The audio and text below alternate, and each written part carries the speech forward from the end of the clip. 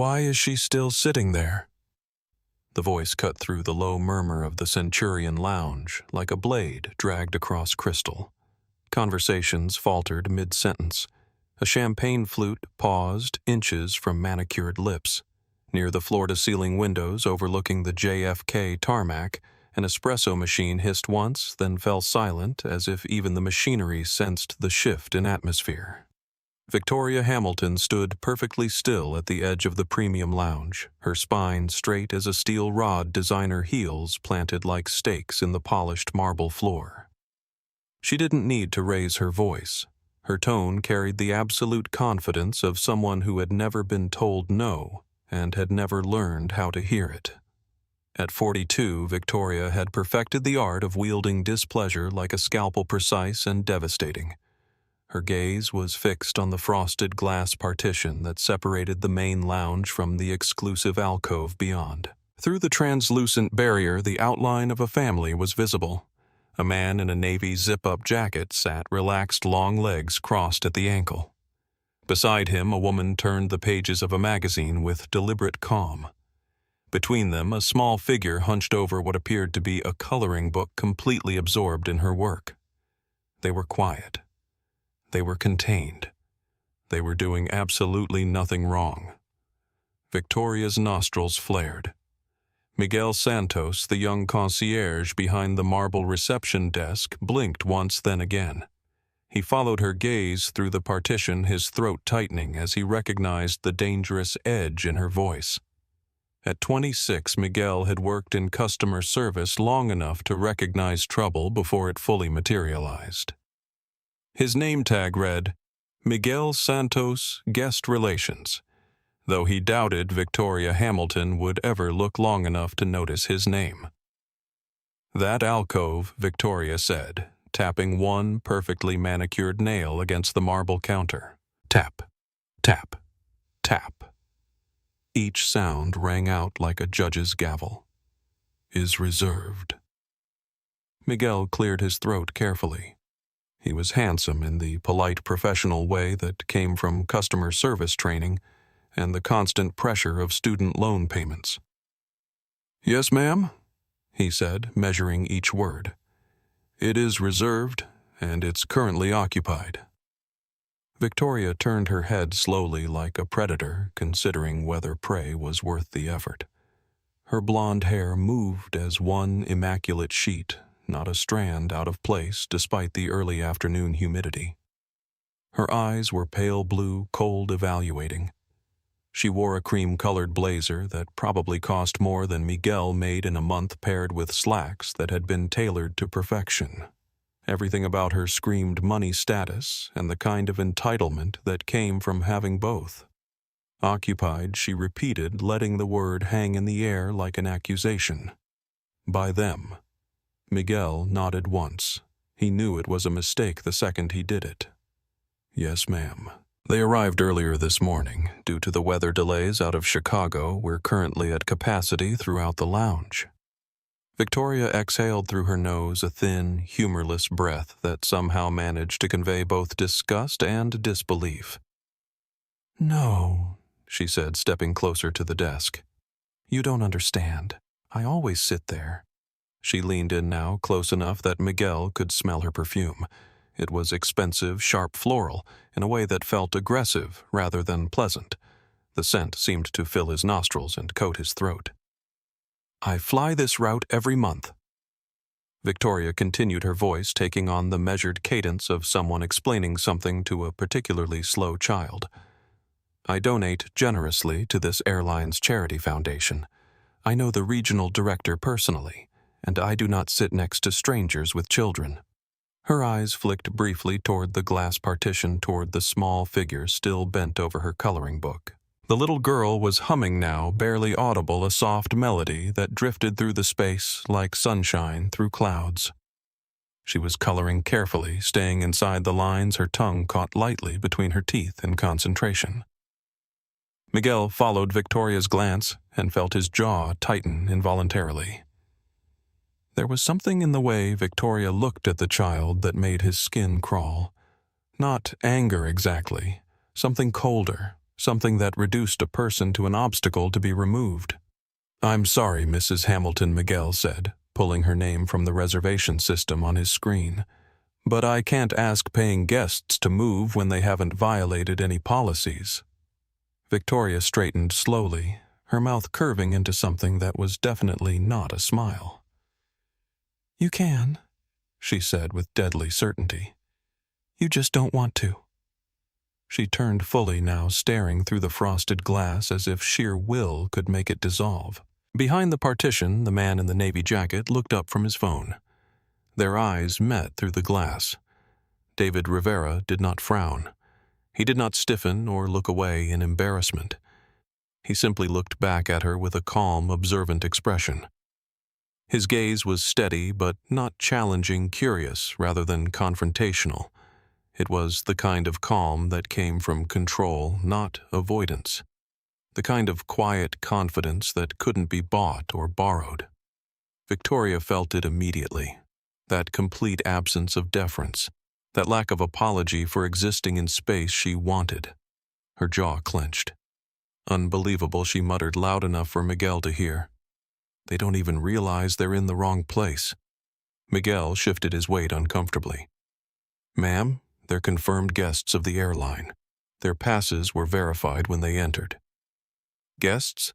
Victoria scoffed, the sound sharp and dismissive. "Of course they are." Before Miguel could stop her, Victoria stepped away from the desk. Her heels clicked across the polished floor with sharp, rhythmic precision. Each step carried intention and barely contained fury. The sound echoed off the high ceilings, drawing glances from other passengers who had been trying to enjoy their pre-flight relaxation. Through the partition, David Rivera watched her approach. He didn't move from his relaxed position, but something in his posture suggested awareness. His wife Carmen noticed first. She stiffened slightly, her fingers pausing on the magazine page as she looked up and met Victoria's gaze through the glass. Carmen's expression was calm but alert, like someone who had learned to recognize danger before it announced itself. Victoria stopped just at the entrance to the alcove. She didn't ask permission to enter. She didn't say "excuse me" or offer any social pleasantries. She simply stood there, blocking the opening, and delivered her verdict.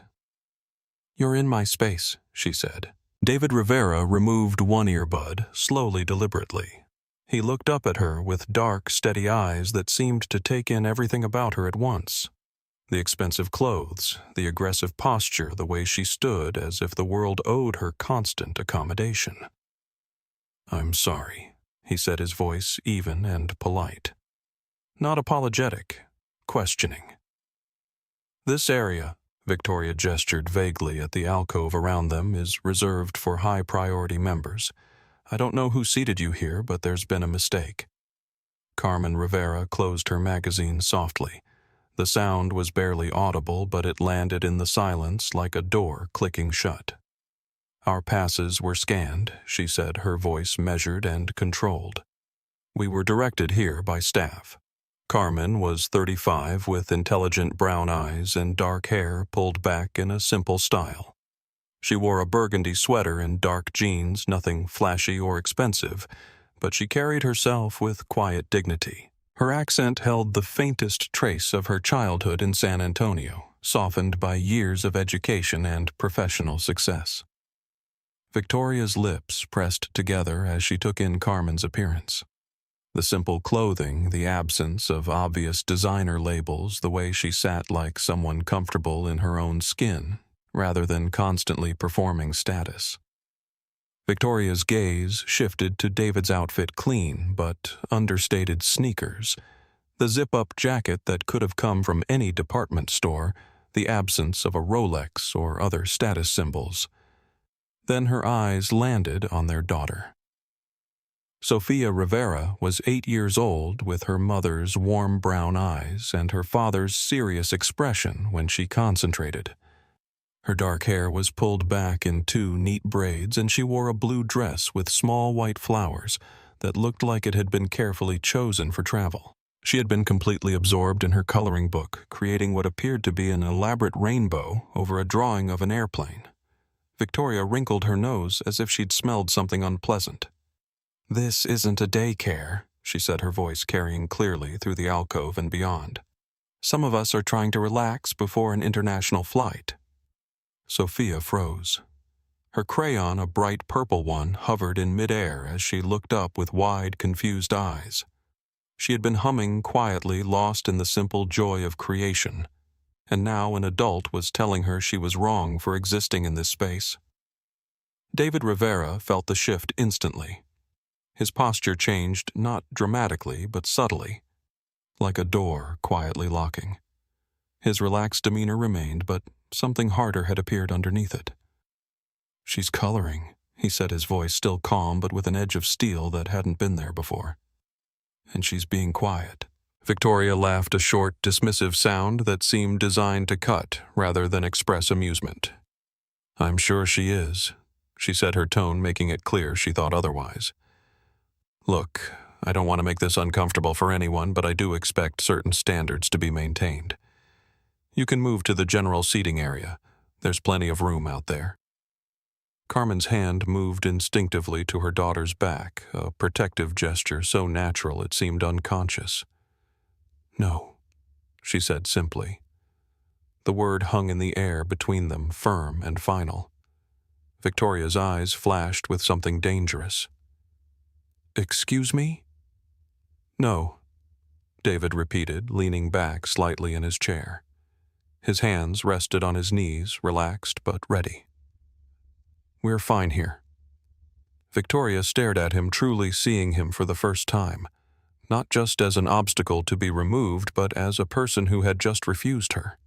In her 42 years of life, Victoria Hamilton had become accustomed to immediate compliance. Store managers who bent rules, maitre d's who found tables that didn't exist, customer service representatives who made exceptions. The word no was not part of her regular vocabulary. "Do you know who I am?" she asked, her voice rising just enough to carry beyond the alcove. David tilted his head slightly, considering the question with the same calm attention he'd given everything else about this interaction. "No," he said simply. "And it doesn't matter. That did it." Victoria straightened to her full height, color rising in her cheeks like flood water. Around the lounge, conversations had stopped entirely. People were listening now, some openly staring, others pretending to read while straining to hear every word. "I am Victoria Hamilton," she announced, her voice carrying clearly through the space. "My husband is the chief executive officer of Hamilton Pharmaceuticals, a company you have absolutely heard of. I have a platinum membership card in my wallet that pays for this entire lounge twice over. And you," she pointed directly at David, "are sitting where you do not belong." David held her gaze steadily. He didn't blink or look away. When he spoke, his voice was quiet enough that she had to lean in to hear him, which somehow made his words more powerful, not less. "Then you should speak to the staff," he said. "Not us." Victoria let out a sharp breath, her hands trembling slightly with rage. She had expected capitulation apology, the immediate scrambling to accommodate her that she received everywhere else. Instead, she had run headlong into something immovable. She turned sharply, her heels snapping against the floor as she strode back toward Miguel's desk. Over her shoulder, she called out loudly enough for everyone in the lounge to hear, "This is not over, not even close." Miguel saw her coming and felt his stomach drop to somewhere around his ankles. Her face was flushed, her eyes bright with fury, and she moved like a storm bearing down on a small coastal town. "They're refusing to move," Victoria snapped before she even reached the desk. "Both of them. They're being deliberately difficult." Miguel opened his mouth, then closed it, glancing past Victoria to the alcove where the Rivera family sat. David had put his earbud back in and returned to his phone. Carmen was helping Sophia choose a new crayon. The little girl had gone back to coloring, though her shoulders were tense now, and she kept glancing toward the glass partition. "Ma'am, I can't remove guests who haven't violated any policies," Miguel said carefully. "They haven't done anything wrong." Victoria leaned across the desk, bringing her face close to his. When she spoke, her voice was quiet, but loaded with threat. "You're making a very stupid decision," she said, "and you're doing it in front of the wrong person. I suggest you reconsider before this becomes a much bigger problem than it needs to be." Behind the glass, David Rivera watched the exchange without getting up. He didn't smile or frown. He simply observed the way someone does when they already know how a story ends. Outside the massive windows, a jet engine roared to life on the tarmac. The sound vibrated through the lounge, low and powerful, rattling the glass for just a moment before fading into the constant background hum of the airport. Victoria straightened her eyes hard as winter ice. Her hand was already reaching for her phone as she turned away from Miguel's desk. At 35,000 feet, she would learn something she had never learned before. Power doesn't announce itself with raised voices or designer clothes. Real power sits quietly, colors with crayons, and waits patiently for those who mistake dignity for weakness to reveal exactly who they are. The lesson was about to begin, and Victoria Hamilton had just bought herself a front-row seat. Victoria Hamilton didn't walk away from the lounge desk. She retreated, though she would never admit the difference. There was something in the way her heels clicked against the marble that had lost its earlier authority, a rhythm that spoke of frustration rather than confidence. Behind her, the lounge gradually resumed its soft conversations and gentle clinking of glasses, but something fundamental had shifted. People were watching now, not openly, but with the peripheral awareness of strangers who had witnessed a line being crossed. She stopped just outside the frosted glass doors and pulled out her phone thumb, hovering over the contact list with barely contained rage simmering beneath her perfectly composed exterior. The device trembled slightly in her manicured fingers as she scrolled through her contacts, looking for the number that would fix this impossible situation. "Hi, this is Victoria Hamilton," she said the moment the line connected, not waiting for the customer service representative to finish their greeting. "I need to speak to corporate relations immediately. Not customer service, not a supervisor. Corporate relations. Now." She listened to the hold music tapping her heel against the floor in that same rhythmic pattern that had become her signature sound of displeasure. Tap, tap, tap. Each beat matched the pulse of her growing fury as she stared through the glass at the family that had somehow made her invisible. Through the partition, David Rivera had returned to helping his daughter with her coloring book. Sophia had moved on from the airplane to what appeared to be a family of stick figures standing in front of a house with an impossibly green lawn. Her father pointed to something on the page, and she giggled a sound so pure and delighted that it carried through the glass like music. The audacity of their comfort burned in Victoria's chest. They sat there untouched by her displeasure, as if her outrage meant nothing at all. As if she meant nothing at all. While Victoria fumed in the hallway, the story of David Rivera began 38 years earlier in a cramped apartment in East Los Angeles. His father, Miguel Rivera, had worked double shifts at an aircraft maintenance facility, coming home each night with grease under his fingernails and stories about the planes that carried people to places he'd never see. David had grown up with the sound of jet engines in the distance and the smell of aviation fuel that clung to his father's work clothes. At 8 years old, Sophia's current age, David had pressed his face against the chain-link fence at LAX, watching planes take off and land, dreaming of the day when he wouldn't be watching from the outside. His mother, Rosa, had worked as a housekeeper for wealthy families in Beverly Hills, riding 3 different buses each way to clean houses that cost more than her family would see in a lifetime. Mijo, she had told him one evening as she helped him with homework at their small kitchen table. Education is the only thing they can't take away from you. Everything else, money, jobs, houses, that can disappear. But what you learn, what you build in your mind, that's yours forever. David had taken her words as gospel. Full scholarship to USC for aerospace engineering, then MIT for his master's degree, then 12 years clawing his way up through an industry that looked at his name on applications and made assumptions about his capabilities before he ever walked into a room. He had endured job interviews where his qualifications were questioned presentations, where his ideas were attributed to colleagues, and countless moments when he had to prove himself twice as hard for half the recognition. But David Rivera had never forgotten the sound of those engines or the feeling of pressing his face against that fence. When he finally had the power to change things, he did it quietly, methodically, and with the kind of patience that comes from knowing exactly what you're fighting for. Rivera Aerospace Holdings had been built from nothing into a multi-billion-dollar private equity firm specializing in aviation acquisitions. David didn't just buy companies, he transformed them, bringing modern management practices and, more importantly, modern values to an industry that had been slow to change. The airline they were currently flying on had been his most recent acquisition, purchased quietly through a series of shell companies and holding groups that kept his name out of the headlines. He had bought it specifically because of the anonymous reports that kept appearing on social media. Passengers, primarily, passengers who looked like him, like his wife, like families traveling with children who happened to have the wrong skin color, describing experiences that sounded all too familiar. Gate agents who lost reservations, flight attendants who found reasons to reseat people, lounge staff who suddenly discovered capacity issues when certain faces appeared at the check-in desk. David Rivera had learned long ago that the only way to fix deep-rooted problems was to own them entirely.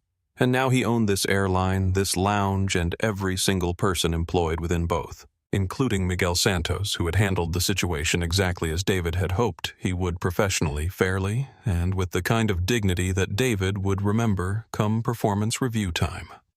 Carmen Rivera's story began in San Antonio in a house that smelled like fresh tortillas and rang with the sound of 3 languages being spoken simultaneously. Her father was a high school principal, her mother a nurse, and Carmen had grown up believing that fairness was not just an ideal, but a requirement. She had earned her law degree from Stanford, specializing in civil rights, and had spent 8 years fighting cases that mattered more than they paid. She had met David at a conference on diversity in corporate America, where he had been a keynote speaker, and she had been in the audience taking notes for a case involving hiring discrimination at a tech company. After his presentation, she had approached him not to flirt or network, but to argue with a point he had made about incremental change versus radical transformation. Incremental change is what people in power offer when they want to look like they're doing something without actually changing anything, she had told him over coffee that stretched into dinner, then into a 3-hour conversation that covered everything from aerospace engineering to the ethics of corporate responsibility. And radical transformation is what idealists demand when they don't have to live with the consequences he had countered not dismissively, but with the kind of respect that comes from recognizing a worthy opponent. They had been arguing ever since in the best possible way. Carmen had given up her law practice not because David asked her to, but because she had realized that changing one company from the inside might accomplish more than fighting dozens of companies from the outside. She had become David's conscience, his sounding board, and his fiercest protector when the world tried to diminish him. Sofia Rivera was 8 years old and brilliant in the way that children are brilliant before the world teaches them to doubt themselves. She spoke 3 languages fluently, could solve math problems that challenged her classmates, and had her father's steady focus combined with her mother's fierce sense of justice. She was also on this particular day traveling on her first international flight to visit her abuela in London, a birthday present that had been planned for months. The coloring book had been a last-minute addition, something to keep her occupied during the flight.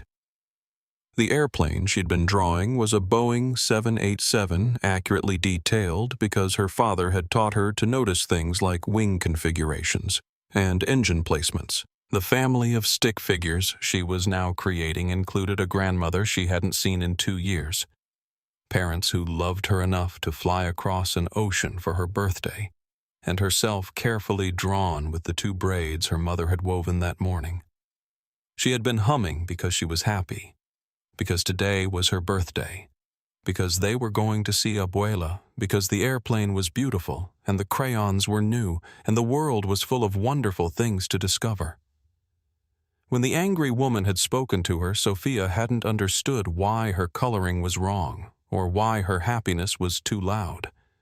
She had looked to her parents for explanation and found them suddenly alert in a way that made her stomach tighten. Something was happening that she didn't understand, something that made the adults around her tense and careful. But her father had handled it the way he always handled things, calmly, firmly, without raising his voice or losing his dignity. Sophia had learned by watching her parents that there were people in the world who would try to make you feel small, and the best way to handle them was to stay exactly as big as you were meant to be. Now, as the boarding announcement for Flight 447 to London echoed through the terminal, Victoria Hamilton ended her call without waiting for confirmation and walked toward the gate. Her posture was straight. Her chin lifted, her confidence apparently restored by whatever conversation she had just concluded. People parted as she walked through, whether from respect or simple social conditioning was unclear. Victoria chose to interpret it as the former. The gate area was chaos, carry-on luggage jammed into every available space, families herding children, business travelers typing furiously on laptops balanced on their knees. Victoria scanned the crowd until she found them. The Rivera family stood in the priority boarding line, David speaking easily with the gate agent, Sophia leaning against her father's leg with her small fingers wrapped around his hand. Carmen stood slightly behind them, but her eyes were alert now, scanning the crowd the way someone does when they know they're being watched. Victoria stepped closer. Too close. Close enough to feel the heat of their bodies and catch the faint scent of the hotel soap Carmen had used that morning. Normal, ordinary smells that somehow made Victoria's skin crawl, because they reminded her that these people were not the obstacles she had constructed in her mind. They were just a family traveling together, taking up space they had every right to occupy. When the gate agent waved them through, Victoria moved, instantly slapping her passport onto the scanner with a sharp crack that drew glances from nearby passengers. "Victoria Hamilton," she announced to the gate agent, as if her name should trigger immediate recognition and special treatment. "Seat 2A." The agent glanced up with a practiced smile that flickered just slightly before returning to professional brightness. "Welcome aboard, Mrs. Hamilton. Enjoy your flight?" Victoria snatched her passport back without a word of thanks. "I intend to," she said, and walked into the jet bridge without looking back. The tunnel hummed with recycled air and the metallic echo of footsteps amplifying every sound until it felt like walking through the inside of a machine. Victoria adjusted her blazer-smoothed imaginary wrinkles from her slacks and prepared herself for what was about to happen. By the time she reached the aircraft door, her expression was composed, controlled, and absolutely certain of one thing: she was about to reclaim her rightful place in the hierarchy of the world. She had no idea that she had just walked into a classroom and the lesson was about to begin. The first thing Victoria saw when she stepped into the cabin stopped her cold. Row 1, Seat 1A. David Rivera was already there, standing in the aisle with unhurried ease as he lifted a simple black carry-on bag into the overhead bin. His movements were economical, practiced completely at home in the first-class cabin that Victoria had assumed was her exclusive domain. Carmen settled into the pod beside him, helping Sophia climb into the wide seat across the aisle. The little girl's eyes went wide with delight as she discovered the personal entertainment screen, and she let out a soft laugh that bubbled up like champagne. Victoria's breath caught in her throat. This was impossible. She fumbled for her boarding pass with trembling fingers, checking the seat assignment she had memorized. 2A, one row behind David Rivera. The paper crinkled in her grip as she stared at the physical evidence of what felt like a cosmic injustice. "This cannot be happening." She whispered the words barely audible above the gentle hum of passengers finding their seats and stowing luggage. Captain Robert Hayes chose that moment to step out of the cockpit, his crisp white uniform and 4 gold stripes immediately commanding attention. At 52, he had the kind of weathered handsomeness that came from decades of making life-and-death decisions at altitude.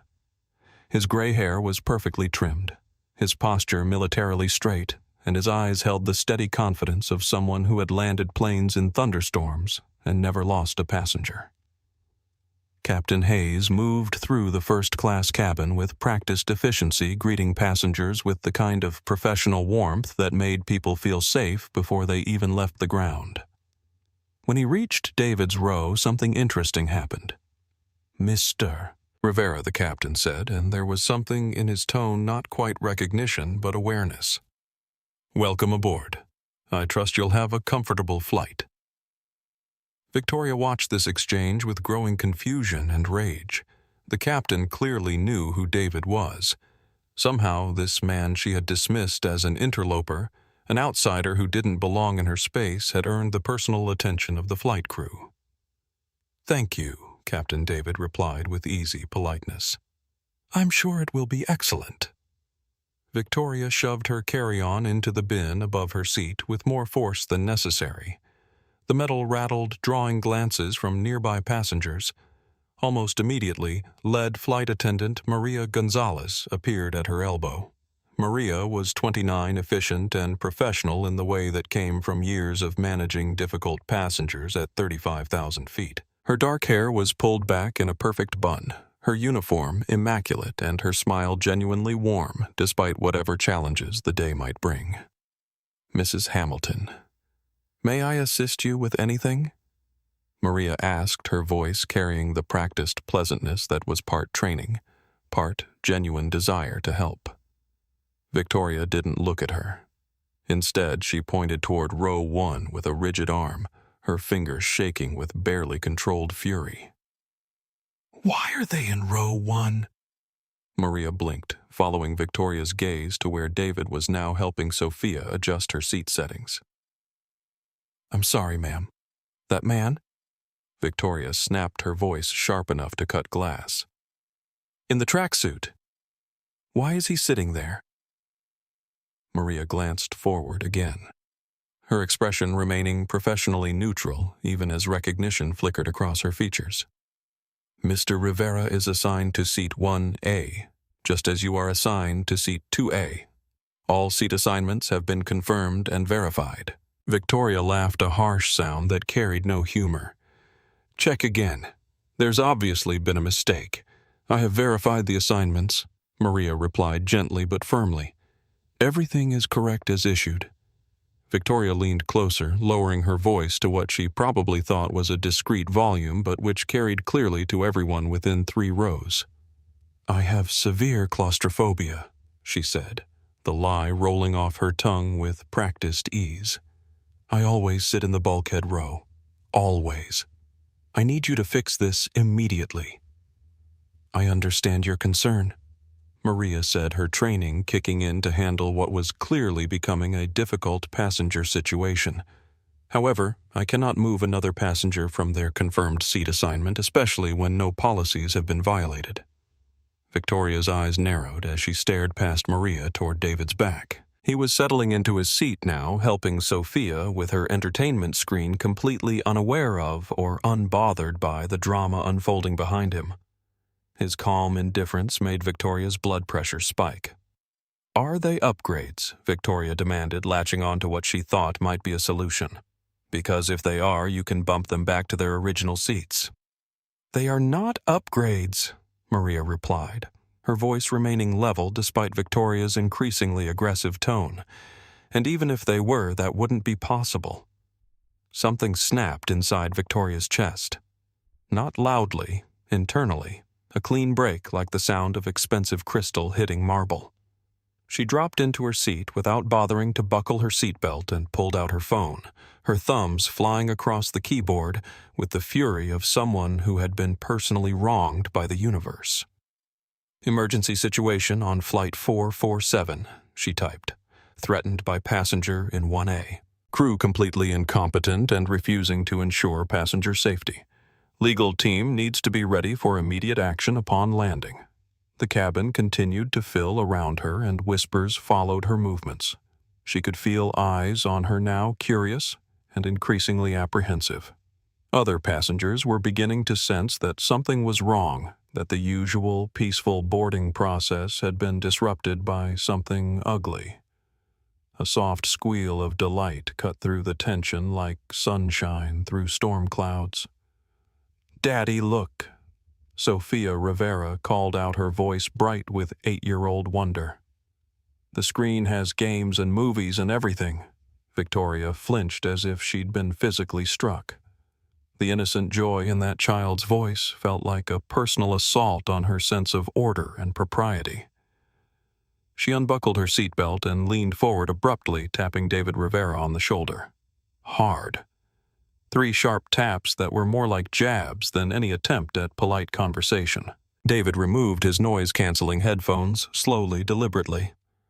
When he turned to face her, his expression was calm, but the warmth from earlier had completely disappeared. His dark eyes held the kind of controlled patience that suggested he was being far more polite than the situation warranted. "Yes," he said simply. "Control your child." Victoria snapped her voice, carrying clearly through the first-class cabin. "This is first class, not a playground. Some of us are trying to prepare for an important international flight." Sophia froze, her small hand still reaching toward the entertainment screen. Her smile vanished as if someone had turned off a light switch. The pure joy that had been radiating from her just seconds earlier disappeared, replaced by the confused hurt that children feel when adults inexplicably turn cruel. Carmen Rivera's hand tightened protectively around her daughter's arm, her knuckles going white with the effort of maintaining control. Her voice, when it came, was perfectly level but carried an edge that suggested Victoria was standing on very thin ice. "She's excited," David said quietly, his tone so even it was almost conversational. "It's her birthday." Victoria scoffed, a sound designed to dismiss and diminish. "That's not my problem. This is a premium cabin with premium expectations." Something shifted in David Rivera's expression then. Not anger, something colder and far more dangerous. The change was subtle, like watching someone lock a door from the inside. "The only problem here," he said, his voice still quiet but carrying absolute finality, "is you." Victoria's breath hitched in her throat. She stared at him, incredulous, her mind struggling to process that this man, this person she had already categorized and dismissed, had just spoken to her like an equal, like someone with the right to set boundaries, like someone with power. "Is that a threat?" she said, her voice rising to a level that drew every eye in the first-class cabin. "Did you all hear that? He just threatened me?" But the cabin didn't respond the way Victoria expected. No one gasped in shock or demanded action. Instead, there was an uncomfortable silence that seemed to suggest the other passengers had drawn their own conclusions about who was being unreasonable. A man across the aisle buried his face deeper in his newspaper. A woman 2 rows back turned her gaze to the window with deliberate intensity. Another passenger pulled out his phone not to call for help, but to potentially document whatever was about to happen next. Flight attendant Maria Gonzalez hurried over, her expression professional but concerned. "Mrs. Hamilton, I need you to please lower your voice and return to your seat." "I will not," Victoria declared, rising to her feet and stepping into the aisle. Her voice carried the righteous indignation of someone who believed she was fighting for justice rather than defending her own sense of entitlement. "I am not sitting down until he's removed from this aircraft. I don't feel safe." The words "don't feel safe" were chosen carefully designed to trigger protocols and force action. Victoria had used this particular phrase before in restaurants and hotels and other establishments where she needed to escalate a situation beyond normal customer service. Behind her, David Rivera reached into his jacket pocket and withdrew a black device that Victoria hadn't noticed before. It was sleek, rectangular, with a small antenna and what appeared to be an encrypted display. He typed a short message with his thumb and slid the device back into his pocket, the entire movement so casual that only someone watching closely would have noticed. Carmen leaned toward her husband, her voice barely a whisper. "Is this necessary?" David nodded once his expression grave. "It is now." Boarding had completely stopped. The aisle was blocked. Other passengers were growing restless, and the situation was rapidly spinning beyond normal customer service protocols into something that would require intervention from higher authority. Captain Robert Hayes received the alert in the cockpit as a priority message on his secure communication device. He glanced at First Officer James Murphy, a 34-year-old former Air Force pilot whose rule-following precision made him an excellent partner for commercial aviation. "We have a passenger disturbance in first class," Captain Hayes said, unbuckling his harness. "I need to handle this personally." First Officer Murphy nodded his training, telling him that when a captain left the cockpit during boarding for a passenger issue, it meant something serious was developing. "Should I contact ground security?" "Not yet," Captain Hayes replied, but his tone suggested that option was very much on the table. The cockpit door opened with a muted click, and the temperature in the first-class cabin seemed to drop several degrees. First Officer Murphy stepped out first, his crisp uniform and serious expression immediately commanding attention. His eyes moved quickly, assessing the woman standing in the aisle, the line of stalled passengers behind her, and Maria Gonzalez, whose body language screamed professional stress. "What's the issue here?" Murphy asked, his voice firm but controlled, carrying the kind of authority that came from military training and years of making decisions under pressure. Victoria turned instantly, relief flooding across her face at the sight of authority wrapped in navy blue and gold stripes.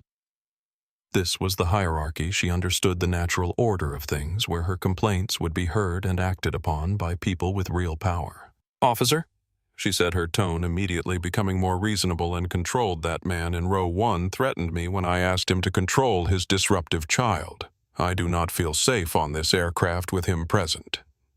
First Officer Murphy's gaze followed her pointing finger and landed on David Rivera. David met his eyes calmly, neither challenging nor deferential. He didn't speak or attempt to defend himself. He simply waited with the kind of patience that comes from knowing that truth doesn't require performance.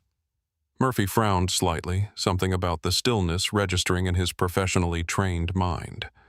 There was something about the way the man sat, the quality of his calm, that didn't match Victoria's description of a threatening passenger. "Ma'am, can you explain exactly what happened?" Murphy asked, turning back to Victoria. "He told me there would be consequences if I spoke to his child again," Victoria said, her voice rising with renewed indignation. "That's clearly a threat. I have witnesses." David Rivera exhaled slowly and looked directly at the first officer. When he spoke, his voice was conversational, matter-of-fact. "I asked her to stop yelling at my 8-year-old daughter on her birthday. That's all." The simplicity of his response, delivered without defensiveness or anger, seemed to land differently than Victoria's dramatic accusations. Murphy looked to Maria Gonzalez, whose professional opinion would carry significant weight in his assessment. "Did you hear a threat?" he asked her directly. "No, sir," Maria replied immediately. "Mrs. Hamilton has been escalating this situation since boarding began. Mr. Rivera has remained calm and polite throughout." Victoria's mouth fell open in shock. The flight crew people whose job it was to ensure passenger safety were taking his side over hers. The betrayal felt personal and devastating. "Excuse me," she sputtered. "Are you people seriously?" Before she could finish her accusation, the cockpit door opened again. Captain Robert Hayes stepped into the aisle, and the cabin fell into immediate, complete silence. Even the engines seemed to hum more quietly in deference to his presence. Captain Hayes was the kind of man who commanded respect simply by existing. His silver hair, weathered face, and steady eyes spoke of decades of responsibility and countless decisions made under pressure. When he spoke, people listened not because he was loud, but because his authority was absolute and unquestionable. "What's going on here?" he asked, his voice carrying clearly through the cabin, but without any hint of raised volume or aggression. Victoria rushed toward him immediately, words tumbling over each other in her haste to present her case to the highest authority available. "Captain, thank God you're here. I am Victoria Hamilton, and that man," she pointed again toward David, "threatened me when I asked him to maintain appropriate behavior in first class. I want him removed from this flight immediately." Captain Hayes listened without interruption, his expression neutral but attentive. When Victoria finished her rapid-fire explanation, he turned to David Rivera with the kind of measured attention that suggested he was taking everything seriously. "Sir," he said evenly, "your account of what happened." David stood not abruptly or aggressively, but with the easy confidence of someone comfortable with authority. He was taller than Victoria had realized when he was sitting, and his presence filled the space in a way that was commanding without being threatening. "I asked her to stop yelling at my child," David said simply. "She refused. That's the extent of our interaction." Captain Hayes nodded once, then looked around the cabin at the passengers who had become involuntary witnesses to this confrontation. He could see the little girl pressed close to her mother, wide eyes filled with confusion.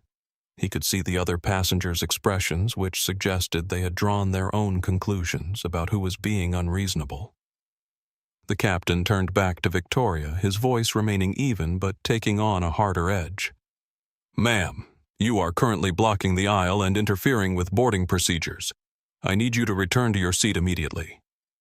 Victoria felt the world tilt slightly on its axis. "You're blaming me. I'm the victim here. I'm stating facts," Captain Hayes replied with the kind of finality that ended arguments rather than continuing them. "You need to sit down now or you will be removed from this aircraft." The threat hung in the air like a blade. Victoria stared at him, her mind struggling to process that the authority she had called upon was now being directed at her rather than working on her behalf. "You wouldn't dare," she said, her voice barely above a whisper. "Do you know who my husband is? Do you understand what kind of connections I have?" Captain Hayes' expression didn't change by even the smallest degree. "Ma'am, I don't care who your husband is or what connections you think you have. On this aircraft, my authority is absolute. Sit down." The words landed like physical blows. Victoria's face went pale, then flushed red as the reality of her situation became clear. She had called upon the hierarchy to support her, and instead it had turned against her with the full weight of federal aviation authority. But just as she opened her mouth to respond, something changed in Captain Hayes' demeanor. His eyes shifted briefly to row 1 to David Rivera, and recognition flickered across his features. It was subtle, almost imperceptible, but it was definitely there. A tightening around his eyes, a pause that lasted half a second too long. "Mr. Rivera," Captain Hayes said, and suddenly David's name carried weight in a way that made Victoria's chest tighten with new dread. "Yes," Captain David replied, his voice carrying the easy confidence of someone comfortable with recognition. Captain Hayes straightened slightly, his tone shifting from professional authority to something that approached personal respect. "I apologize for the disturbance. Are you and your family comfortable? Is there anything we can do to ensure the rest of your flight proceeds smoothly?" Victoria felt her knees go weak. The captain was apologizing to him, to the man she had tried to have removed. The authority figure she had counted on for support was treating David Rivera like someone who mattered, someone whose comfort and satisfaction were priorities. "We're fine," Captain David said graciously. "Thank you for handling this professionally." Captain Hayes turned back to Victoria, and now his voice was colder than winter air at altitude. "Mrs. Hamilton, this discussion is over. Return to your seat immediately and buckle your seatbelt. Any further disruption will result in your immediate removal from this aircraft and potential federal charges for interfering with flight operations." Victoria's legs trembled as she shakily lowered herself into seat 2A. Her hands fumbled with the seatbelt clasp as she tried to process what had just happened. Every authority figure she had appealed to, the gate agent, the flight attendant, the first officer, the captain himself, had sided against her. But more than that, they had recognized David Rivera as someone important, someone whose name carried weight, someone who deserved apologies and personal attention from the flight crew. Captain Hayes watched until Victoria was fully seated and buckled, then turned and walked back to the cockpit without another word.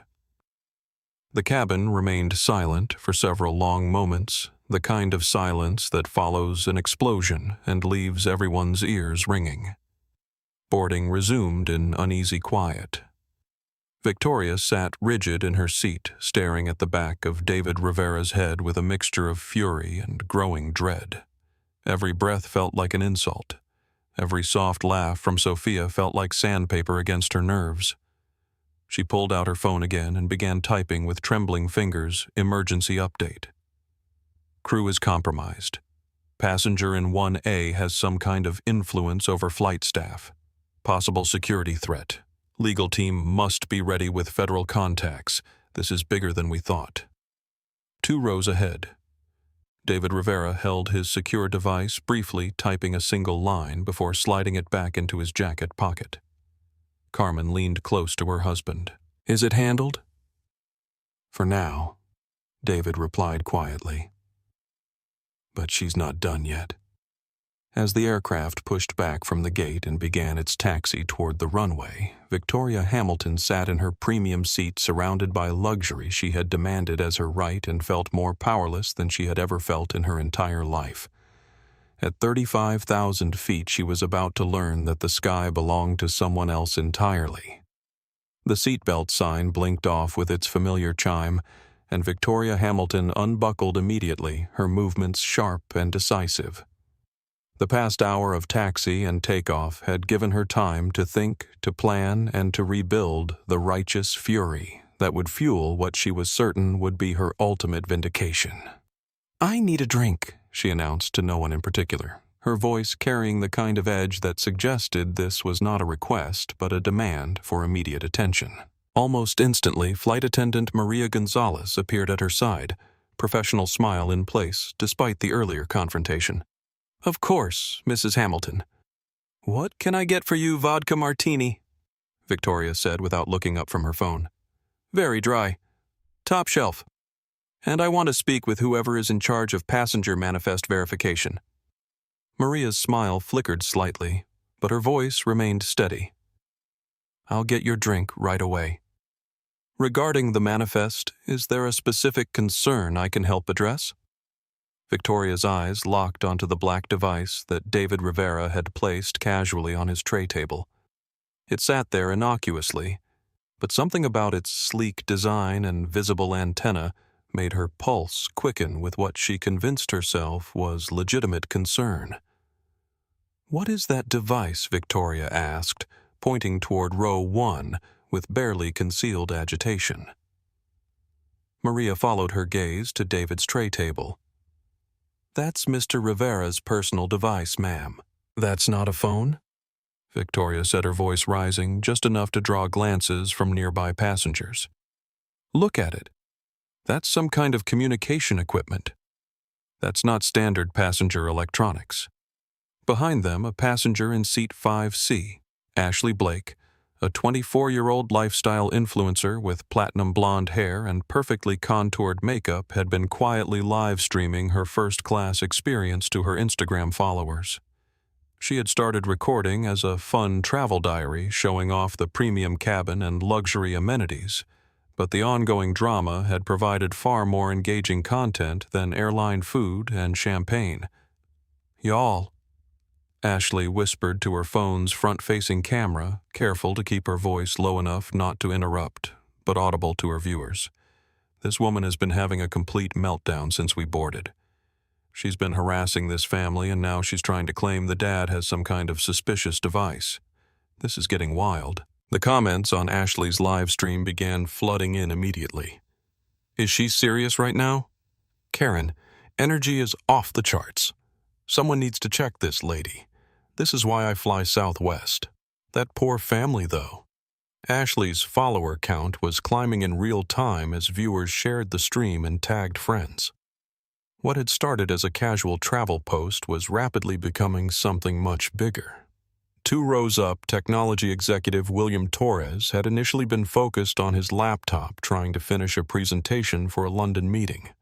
But the escalating situation had drawn his attention, and something about the man in 1A was nagging at his memory. He had seen that face somewhere before, heard that name in some professional context that he couldn't quite place. William pulled out his own phone and began typing quickly into Google David Rivera Aerospace. The search results made him sit up straight in his seat. "Holy shit," he muttered, then immediately looked around to make sure he hadn't been overheard. He took a screenshot of the search results and began texting his business partner. "You're not going to believe this. I'm on a flight with David Rivera. The David Rivera. Rivera Aerospace Holdings. And some crazy woman is trying to have him thrown off the plane." His business partner's response came immediately. "Are you serious? Dude is worth like $8 billion. What the hell is happening?" William looked up from his phone to see Victoria Hamilton standing in the aisle again, her voice becoming increasingly loud and agitated as she gestured toward David's device. "That equipment is transmitting something," Victoria was saying to Maria, her tone suggesting she was barely controlling her panic. "I don't know what it is, but it's not normal passenger electronics. In this security environment, we cannot take risks with unidentified broadcasting devices." Maria's training was telling her to remain calm and professional, but the situation was rapidly moving beyond normal customer service protocols. "Ma'am, many passengers travel with various types of electronic devices. As long as they're not interfering with aircraft operations." "Look at it," Victoria interrupted, her voice now loud enough to capture the attention of every passenger in first class. "Does that look like a normal phone to you? It has an antenna. It's clearly military or government equipment." In the row behind William Torres, elderly couple. Robert and Helen Martinez had been trying to enjoy their anniversary trip to London, their first international flight in over 20 years.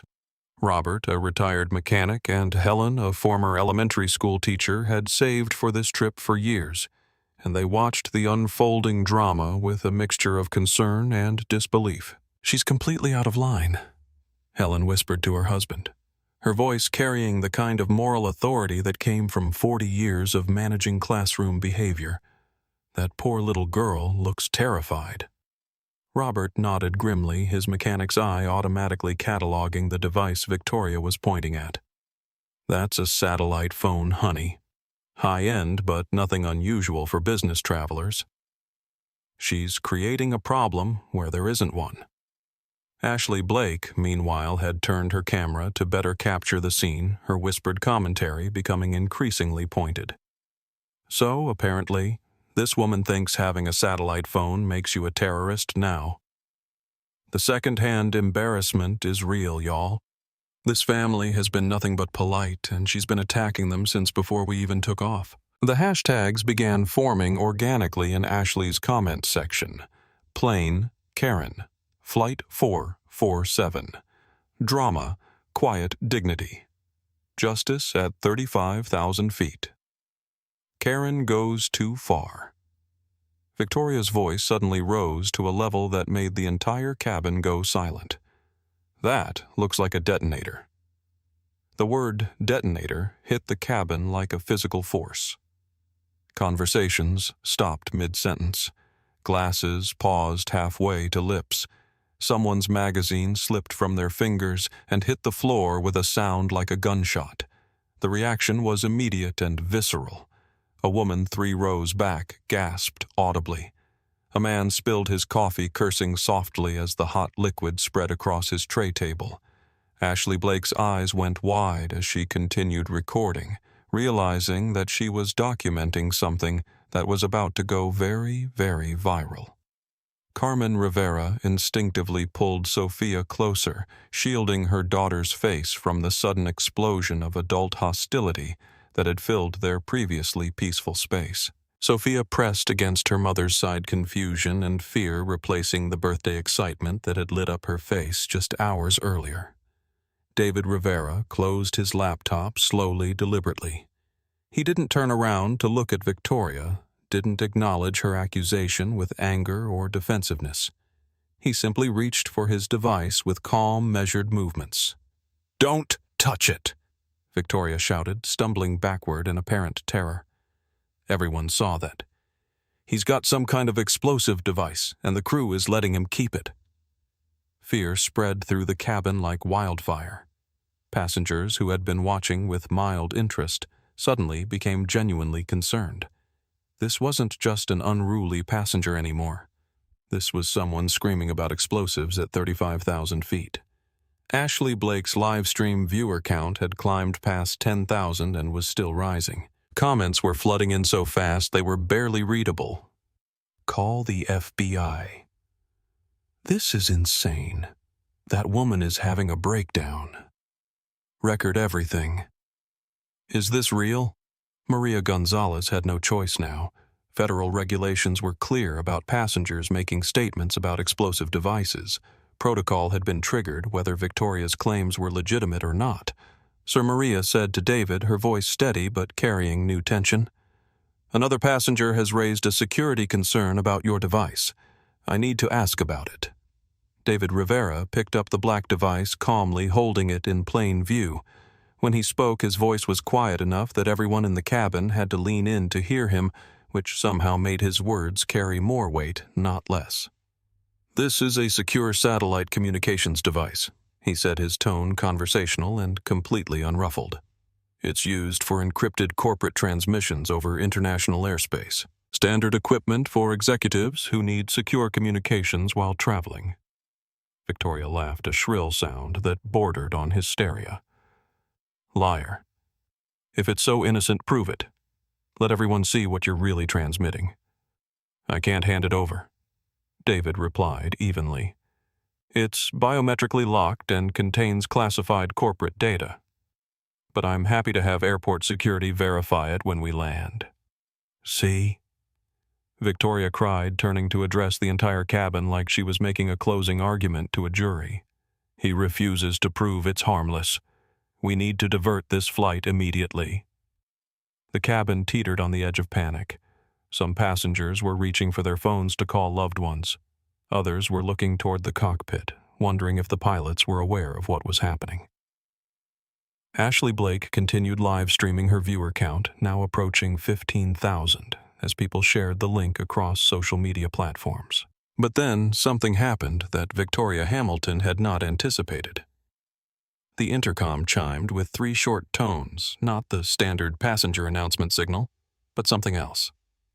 Something that suggested priority communication from the flight deck.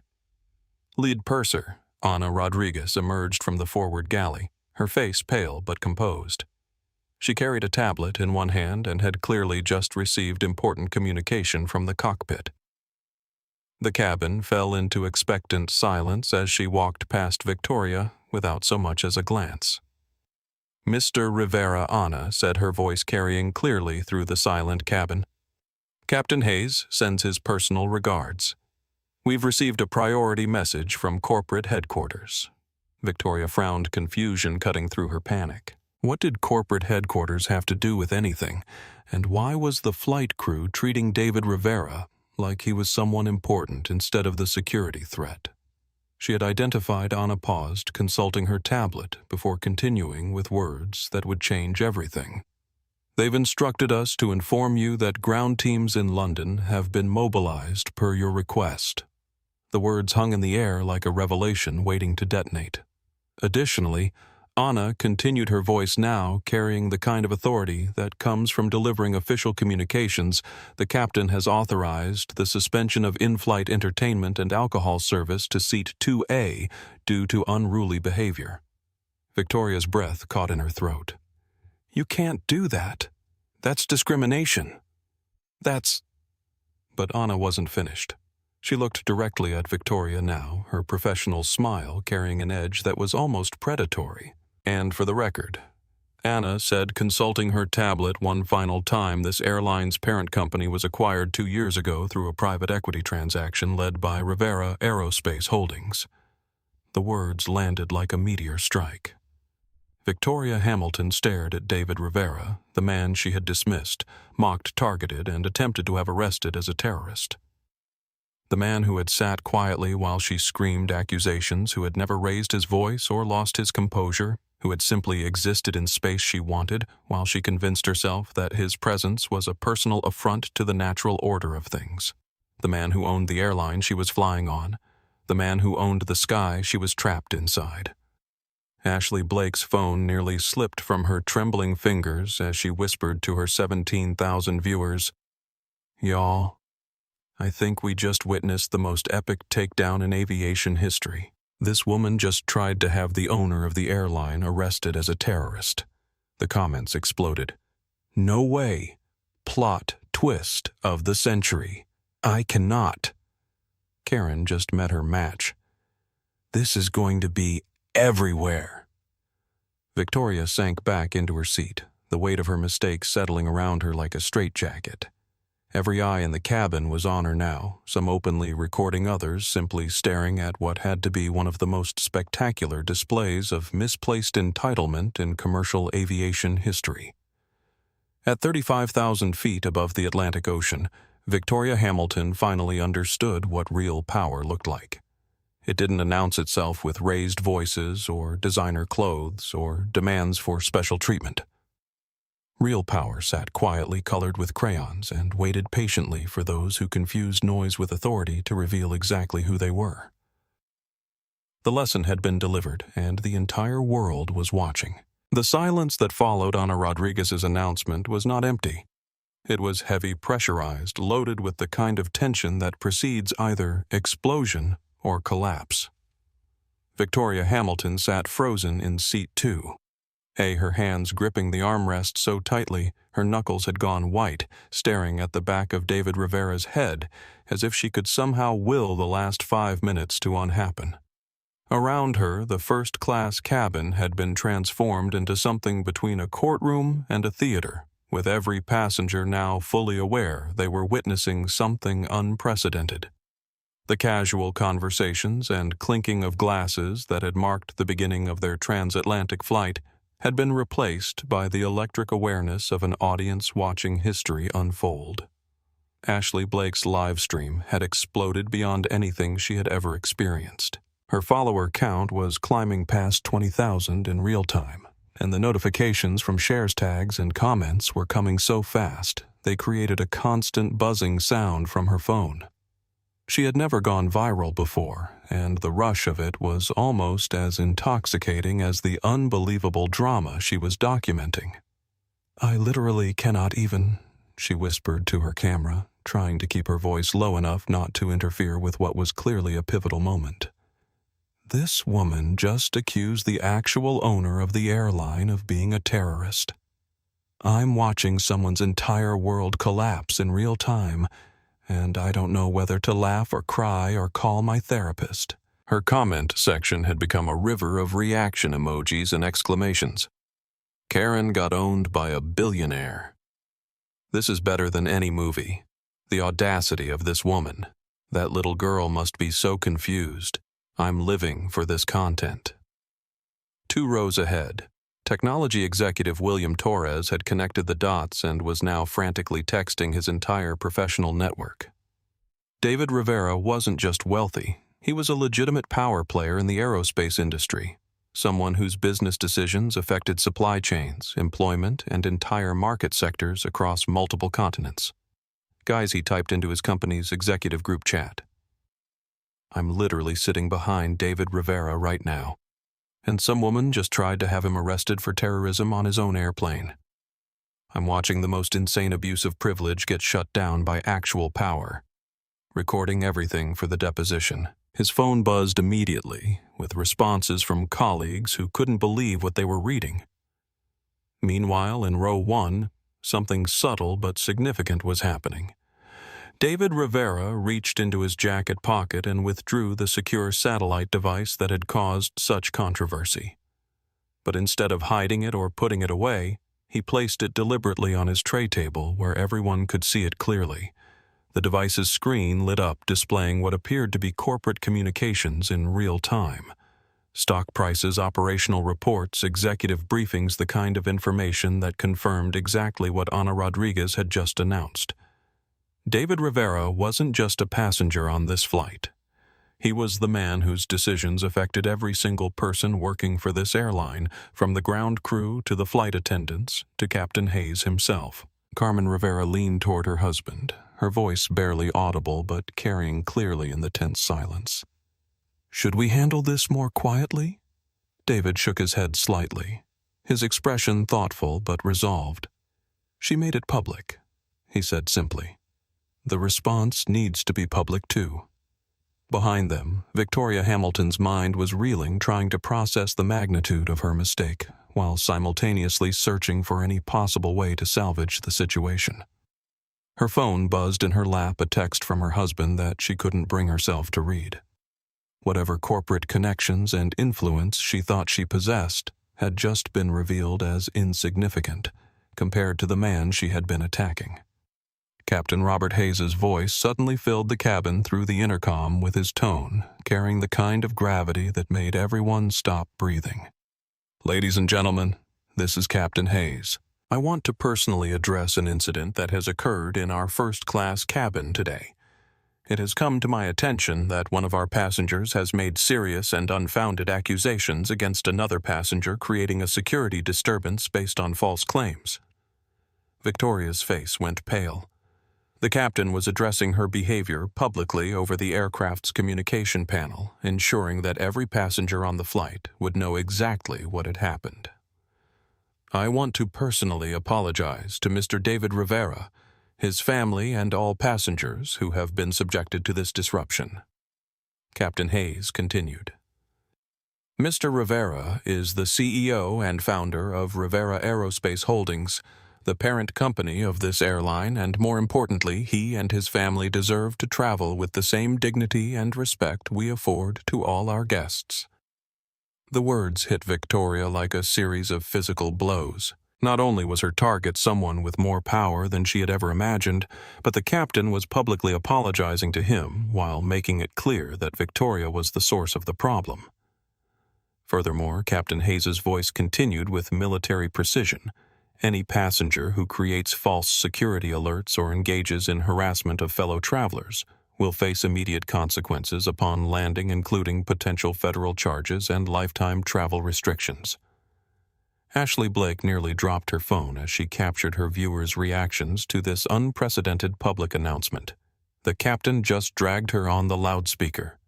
"This is the most iconic airline announcement ever. Victoria Hamilton is done." Captain said, "Let me end this woman's whole career. I'm never flying any other airline again." In the aftermath of the captain's announcement, something remarkable happened. The social dynamics of the entire cabin shifted like tectonic plates finding new alignment. Passengers who had been watching Victoria with curiosity or mild concern now looked at her with expressions ranging from disapproval to outright disgust. Business executive Michael Torres, traveling to London for a merger meeting, leaned across the aisle to speak directly to David Rivera. For the first time, "Mr. Rivera, I just wanted to say that your work with supplier diversity has been extraordinary. My company has benefited tremendously from your initiatives." David smiled politely, accepting the recognition with the grace of someone accustomed to both praise and criticism. "It's important work," he said simply. "The industry is better when everyone has a chance to contribute." The comment triggered a cascade of similar interactions. Other passengers began approaching David's row not in an intrusive way, but with the kind of respectful acknowledgement that successful people give to others whose achievements they recognize and admire. Victoria watched this transformation with growing horror. The man she had tried to diminish and remove was being treated like visiting royalty by passengers who clearly understood his significance in ways she had completely missed. Her attempted humiliation had backfired so spectacularly that she was now the isolated one, the person everyone was staring at with embarrassment and disapproval. Near the window, elderly couple Robert and Helen Martinez were having a quiet conversation that reflected the mood shift throughout the cabin. "Did you hear what he said?" Helen whispered to her husband. "About making sure everyone has a chance to contribute, after the way she treated him." Robert nodded, his weathered face reflecting a lifetime of witnessing both cruelty and grace. "That's class, honey. Real class. You can't buy that kind of character, and you can't fake it when someone attacks your family." The phrase "attacked your family" hung in the air because that's exactly what Victoria had done. She hadn't just made a mistake about David Rivera's importance or wealth. She had deliberately targeted his 8-year-old daughter, tried to make a child feel unwelcome and unsafe on her birthday trip. All because Sophia's joy and excitement didn't conform to Victoria's narrow vision of who belonged in premium spaces. Sophia Rivera, meanwhile, had been watching the adult drama with the confusion that children feel when grown-ups behave badly. She understood that the angry woman had been mean to her family, but she didn't understand why. When her father reached over to check on her, she looked up with those serious dark eyes and asked the question that cut to the heart of everything Daddy. Why was that lady so mean to us when we weren't doing anything wrong? David Rivera's jaw tightened almost imperceptibly, not with anger at his daughter's question, but with the controlled fury of a father whose child had been subjected to cruelty for no reason other than existing in a space someone else wanted. When he answered, his voice was gentle but carried an edge that suggested Victoria Hamilton had crossed a line from which there would be no return. "Sometimes, sweetheart," he said carefully, "people make very poor choices when they're angry or scared. And sometimes those choices have consequences they don't expect." Carmen Rivera added her own quiet wisdom. "The important thing is that you keep being exactly who you are, Sophia. Don't let other people's problems change how you see the world." But Victoria Hamilton was listening to every word of this family conversation, and the reality of what she had done was finally beginning to penetrate her wall of entitlement and self-justification. She hadn't just made a mistake about David Rivera's status or importance. She had attacked a family, traumatized a child, and done it all in front of an audience that was now documenting her behavior for the entire world to see. Ashley Blake's viewer count had climbed past 30,000, and the story was spreading across every social media platform simultaneously. Twitter threads were being created by passengers on other flights who were following the live stream. TikTok videos were already being made by people reacting to clips from the stream. Reddit threads were analyzing every aspect of the interaction with users, providing background information about David Rivera's company and philanthropic work. The hashtags had evolved and multiplied.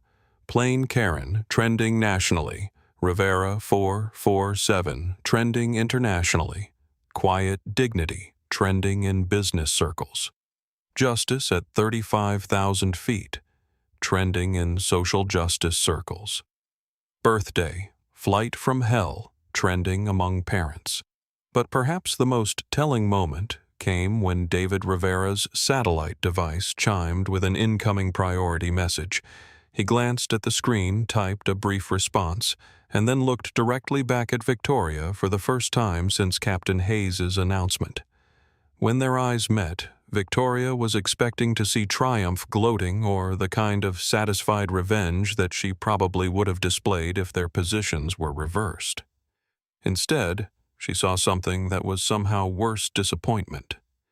Not surprise, not anger, but the disappointed expression of someone who had hoped for better from humanity and been let down. "I hope you learned something today," David Rivera said quietly, his voice carrying just far enough for Victoria to hear, but not so far as to make it a public spectacle.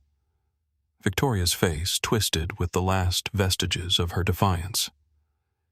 "You ruined my life," she said, her voice cracking with the reality of what the next few hours and days were likely to bring. David Rivera shook his head once sadly. "No," he said with absolute finality. You did that yourself. The simple truth of those words hit Victoria like a physical blow. Because he was right. Every choice that had led to this moment had been hers. The assumptions, the entitlement, the decision to escalate rather than de-escalate, the choice to attack a child, rather than simply accept that sometimes you don't get the seat you want. All of it had been her decision. As the aircraft continued its flight path over the Atlantic Ocean, the cabin settled into a new equilibrium. Conversations resumed, but they were quieter now, more thoughtful. Passengers shared their own stories of witnessing or experiencing similar incidents, creating a temporary community bonded by their shared witness to something significant.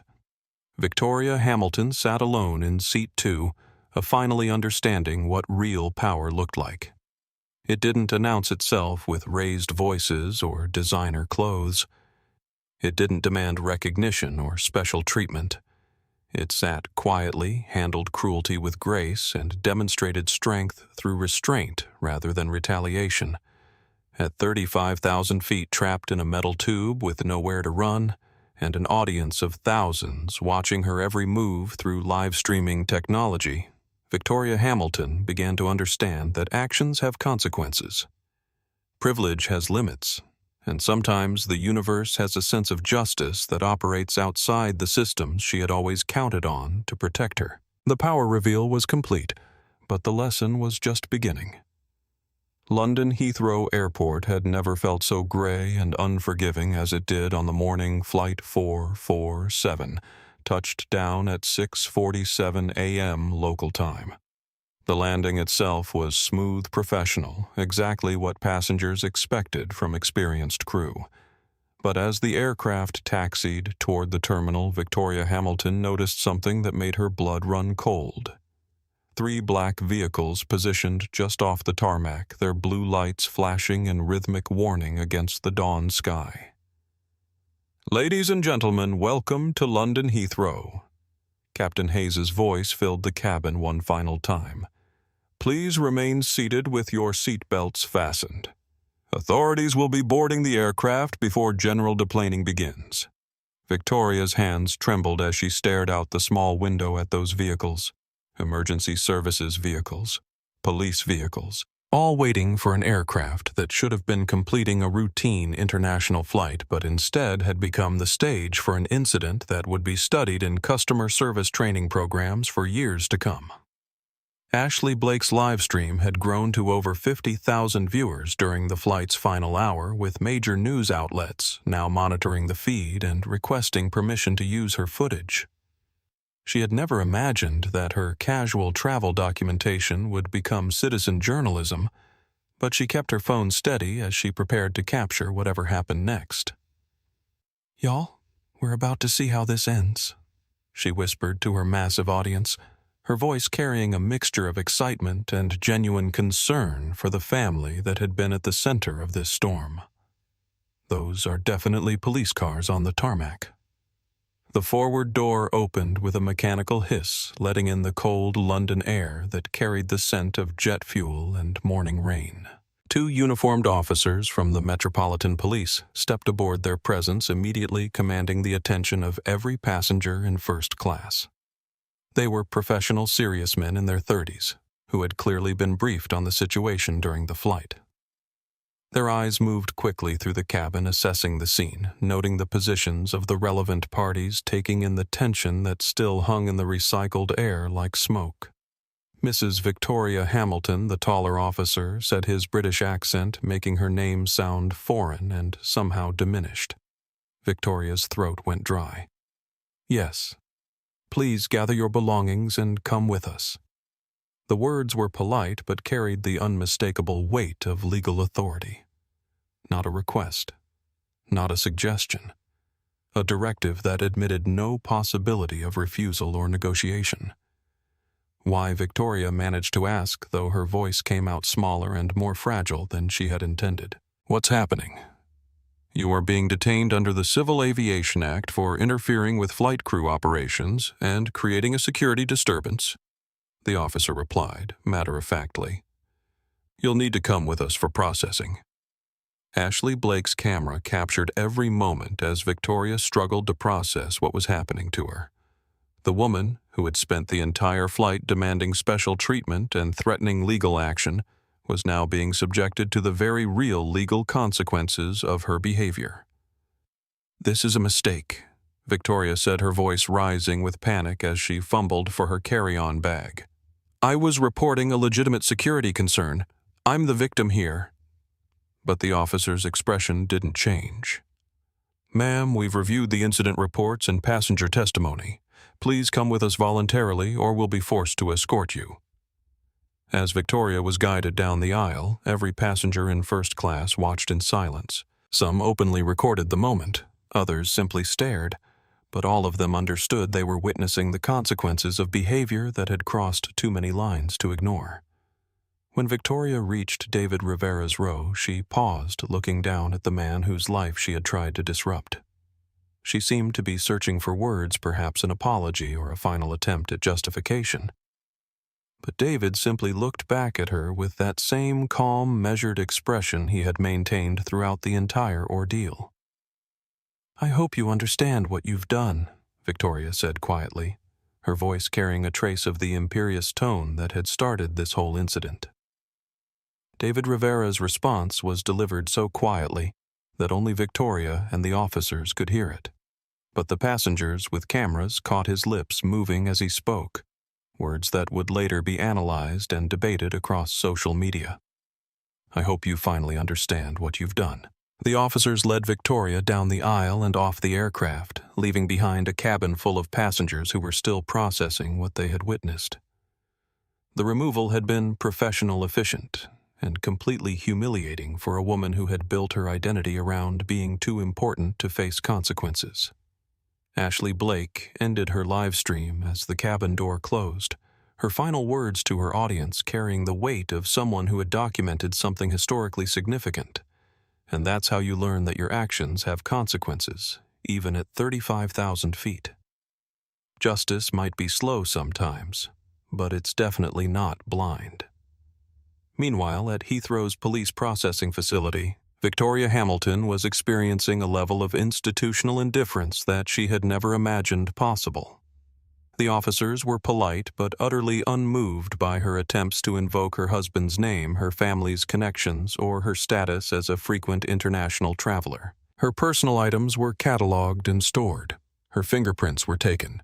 Her photograph was captured from multiple angles, the kind of bureaucratic documentation that transforms a person from a name with influence into a case number in a processing center. "I want to call my lawyer," Victoria demanded as she was led to a small, windowless room with fluorescent lighting that made everything look harsh and unforgiving. "You'll be given access to a phone," the processing officer replied with the kind of professional courtesy that somehow felt more dismissive than outright rudeness. "But I should inform you that this is a criminal matter now and your travel status has been flagged in multiple international databases." The words hit Victoria like physical blows. Criminal matter. International databases. These were not the kind of problems that could be solved with connections or angry phone calls to customer service departments. When she was finally allowed to call, her husband, Richard Hamilton, answered on the first ring.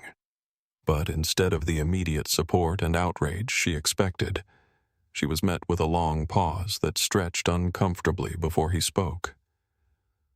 "Victoria," he said, and his voice carried a weariness that she had never heard before.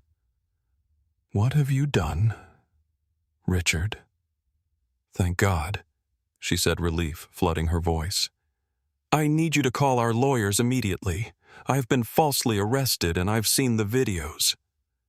Richard interrupted his words, cutting through her explanation like a blade. "They're everywhere. CNN, BBC, social media. I've watched you attack that family. I've watched you make those accusations." Victoria's stomach dropped. "Richard, you don't understand. He was David Rivera," Richard said, his voice now carrying a hard edge she had never heard directed at her before. "Do you have any idea what you've done to us? To our business?" Rivera Aerospace Holdings controls supply chains for half our pharmaceutical logistics. The board is calling emergency meetings. Our European partners are asking questions we can't answer." The silence that followed was filled with the sound of Victoria's world cracking apart. "You're not coming to get me," she whispered. "No," Richard said simply. "I'm not. The lawyers will contact you about divorce proceedings. Your accounts are being frozen pending the financial settlement. I'm choosing survival, Victoria, something you never learned how to do." The line went dead.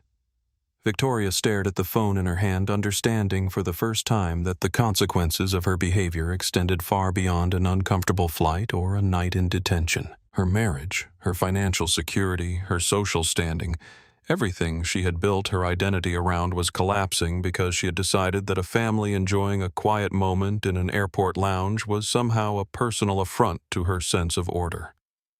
Back on the aircraft, David Rivera was having a very different conversation.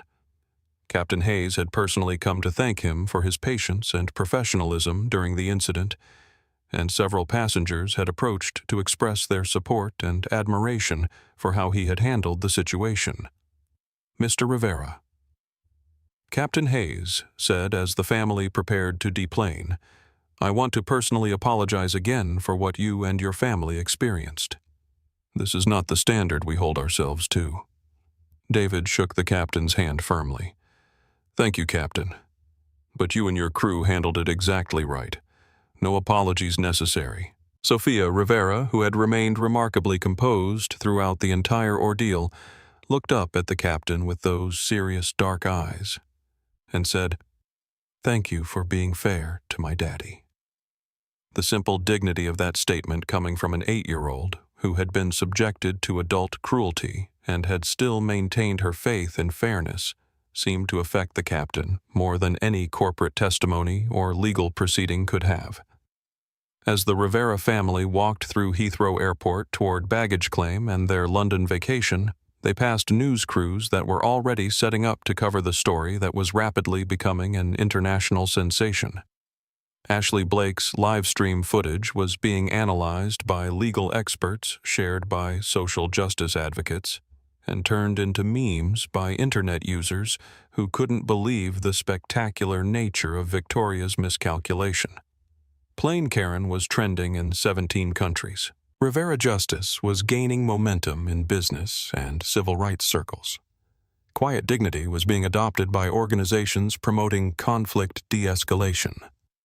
But for David Rivera, the most important hashtag was one that Sophia created herself when Carmen helped her post her first tweet from her mother's account, "Best birthday ever," accompanied by a picture of her coloring book drawing of their family standing in front of a plane.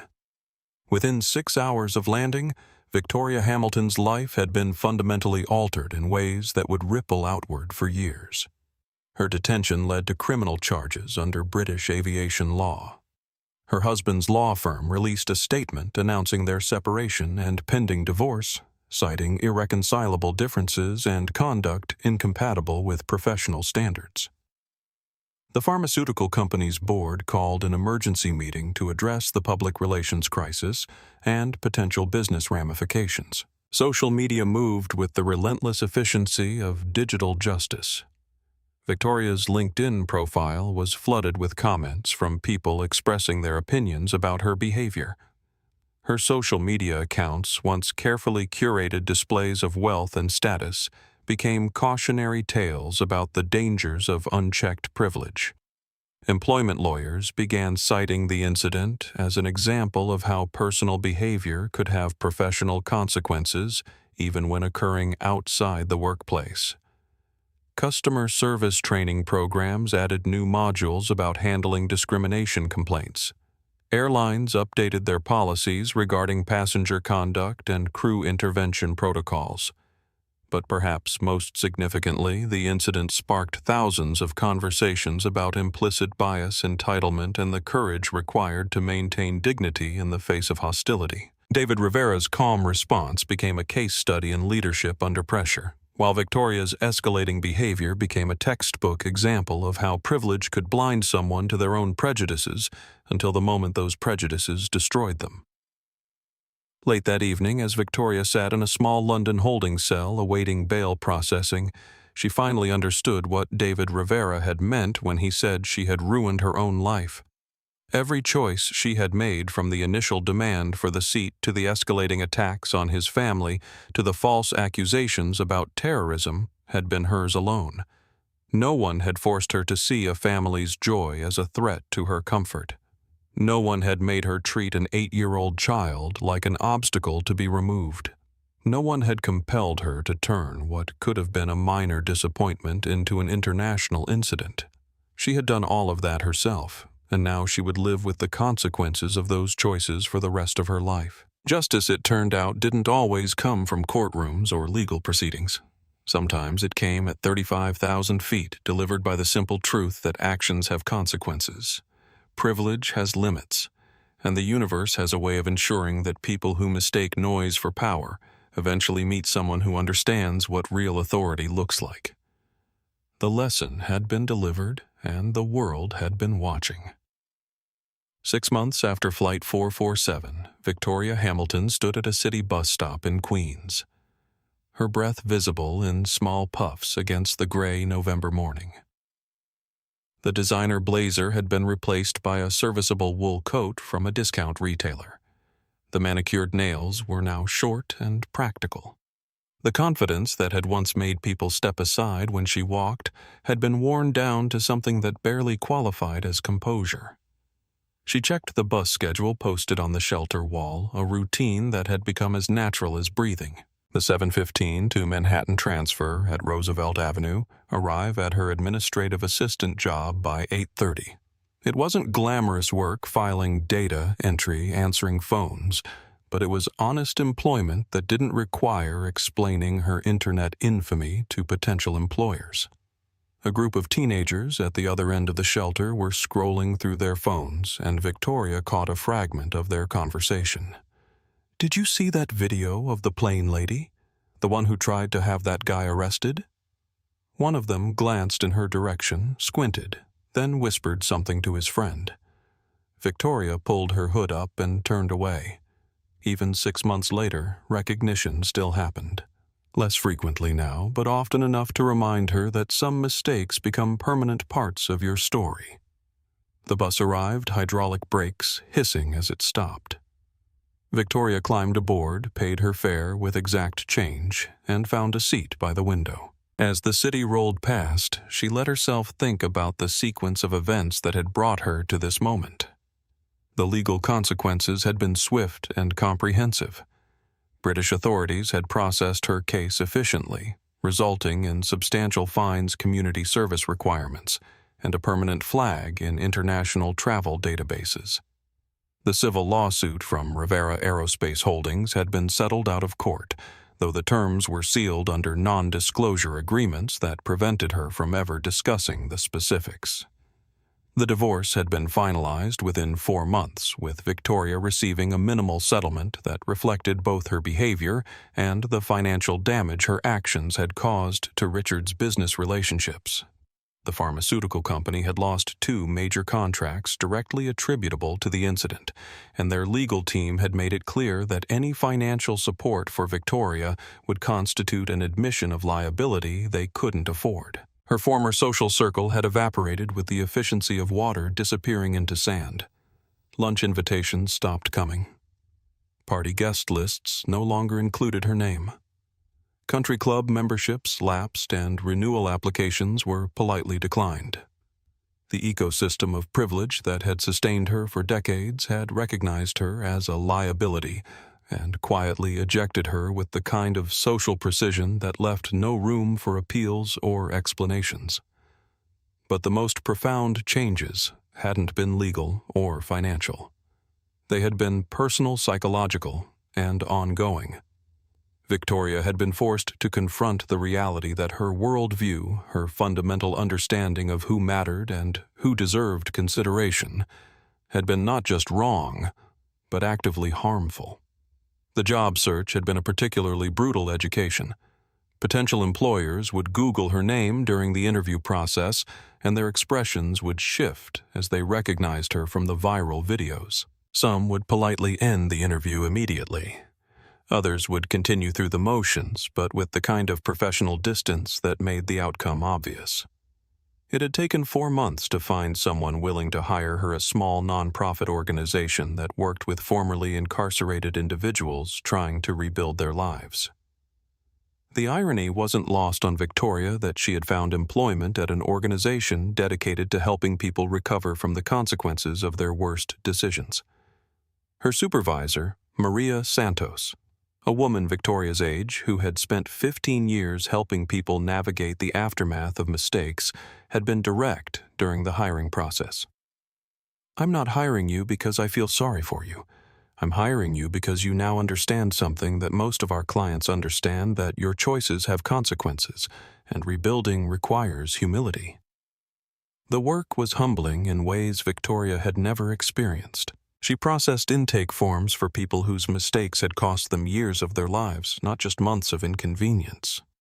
She scheduled appointments for individuals who had lost everything and were starting over with nothing but determination and the hope that society might eventually offer them a second chance. Slowly, carefully, Victoria began to understand the difference between consequences and punishment, between accountability and revenge. The nonprofit didn't hire her to shame her or as some kind of performative redemption. They hired her because the work needed doing, and she was finally in a position to understand why it mattered. Meanwhile, 3,000 miles away, the changes Victoria's behavior had catalyzed were transforming entire industries. Rivera Aerospace Holdings had used the incident as a launching point for comprehensive reforms that extended far beyond their own company. David Rivera had testified before congressional committees about discrimination in transportation industries, providing specific recommendations for policy changes that would protect travelers from the kind of treatment his family had experienced. The Rivera Family Foundation, previously focused primarily on education initiatives, had expanded to include aviation industry diversity programs. The foundation partnered with historically black colleges and universities to create pipeline programs for aerospace careers, providing scholarships, internships, and mentorship opportunities for students who might never have considered aviation as a field. Sophia Rivera, now 9 years old and still as thoughtful as ever, had become an unexpected advocate for kindness in her elementary school. Her teacher reported that she had a remarkable ability to diffuse conflicts between classmates, always asking questions like, "Why are you angry and what would make this better?" rather than taking sides or escalating tensions. The airline industry itself had implemented sweeping policy changes partially in response to the Flight 447 incident, but also as recognition that similar problems existed throughout the sector. Flight attendants received enhanced training in de-escalation techniques and cultural sensitivity. Gate agents were given clearer protocols for handling discrimination complaints. Executive leadership underwent bias awareness training that used anonymized case studies, including one that bore a striking resemblance to Victoria's behavior. The most significant change, however, was cultural rather than procedural. The incident had become a touchstone for conversations about privilege, accountability, and the difference between inconvenience and injustice. Business schools used it as a case study in crisis management and stakeholder relations. Law schools analyzed it in courses about civil rights and corporate responsibility. Social media platforms, which had amplified the initial incident, also became spaces for deeper reflection about the patterns that enable discrimination and the courage required to challenge it. Ashley Blake, whose live stream had documented everything, used her expanded platform to highlight stories of everyday heroes who stood up to prejudice in small, quiet ways that rarely made headlines. The hashtags that had emerged from the incident evolved beyond their original context. Quiet dignity became associated with conflict resolution and leadership under pressure. Justice. At 35,000 feet, expanded to include any situation where institutional power was used to protect rather than privilege. Birthday Flight from Hell became a rallying cry for protecting children from adult prejudices. But perhaps the most meaningful change occurred in the thousands of individual interactions that happened every day, influenced by people who had witnessed either in person or through viral video. What happened when unchecked privilege encountered principled restraint? Airport lounges reported fewer complaints about inappropriate passengers. Flight attendants noticed that passengers were more likely to intervene when they witnessed discriminatory behavior. Customer service representatives found that people were more willing to accept no for an answer when policies were explained fairly and consistently. 1 year after the incident, Victoria Hamilton sat in a community center in Queens helping to organize donated winter coats for distribution to homeless families. It was volunteer work she did every weekend, partly because the court had mandated community service, but increasingly because she found meaning in helping people who had fewer resources than she now possessed. A young mother approached her table carrying a toddler who needed a warm jacket for the approaching winter. As Victoria helped find the right size and explained how the distribution program worked, she noticed that the woman's English was heavily accented, and her clothes suggested limited financial resources. 6 months earlier, Victoria might not have noticed this woman at all. 2 years earlier, she might have assumed the woman was taking resources meant for others, or questioned whether she truly deserved assistance. But now Victoria simply saw another person trying to take care of her family, and she did everything she could to make sure that child would be warm when winter arrived. "Thank you," the woman said as she left with a thick, bright red coat that her daughter immediately hugged against her chest. "You're welcome," Victoria replied, and for the first time in months, she felt something approaching contentment. The work didn't erase what she had done on Flight 447. Nothing would ever undo the fear she had caused Sofia Rivera or the humiliation she had inflicted on her family. But it was honest work that contributed something positive to the world, and Victoria was finally beginning to understand the difference between earning forgiveness and learning to forgive herself. As she walked home that evening, a plane passed overhead engines, leaving contrails against the darkening sky. Victoria watched it until it disappeared no longer with the resentment that had consumed her for months, but with something approaching peace.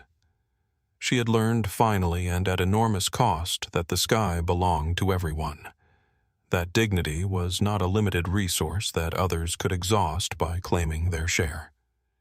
That a child's laughter on her birthday was not a threat to anyone's comfort, but a reminder of joy that adults were responsible for protecting, not destroying. The lesson had taken her everything she thought she valued to learn. But in losing her old life, Victoria Hamilton had discovered something she had never possessed before. The understanding that true wealth came not from taking up space others couldn't access, but from making sure there was room for everyone to belong. Justice had been served not through punishment, but through the slow, careful work of becoming a person worthy of forgiveness, starting with learning to forgive herself. The sky was still there, vast and infinite, carrying people toward destinations and dreams and birthday celebrations that belonged to all of humanity. And finally, Victoria Hamilton understood that this was exactly as it should be. 5 years later, Sofia Rivera graduated as valedictorian from her 8th grade class. Her speech, delivered to an auditorium full of families from 12 different backgrounds, focused on the importance of treating everyone with dignity, regardless of whether they look like you or come from where you come from.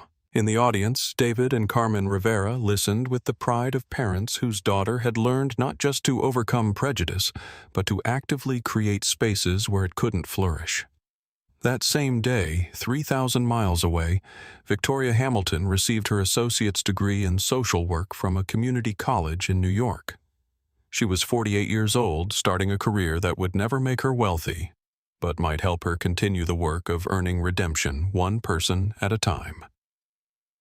Neither woman knew about the other's milestone that day, but both understood in their own ways that learning never stops, that growth is always possible, and that the best response to having your dignity challenged is to spend your life protecting the dignity of others. The sky, as always, belonged to everyone. If this story moved you, take a moment to reflect on how we can all create more inclusive spaces in our daily lives. Remember that dignity costs nothing to give, but means everything to receive. Like this video, if it resonated with you, subscribe to our channel for more stories that matter and share this with someone who needs to hear this message today. Together we can build a world where everyone feels they belong. Thank you for watching, and remember, stay kind, stay just, and never underestimate the power of treating others with the respect they deserve.